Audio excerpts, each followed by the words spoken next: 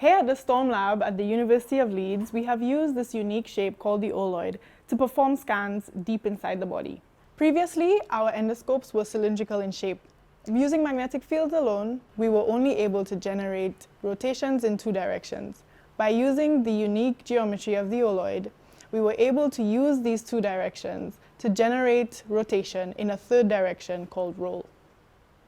Colorectal cancer is one of the leading causes of cancer-related death, but if detected early, it is completely treatable.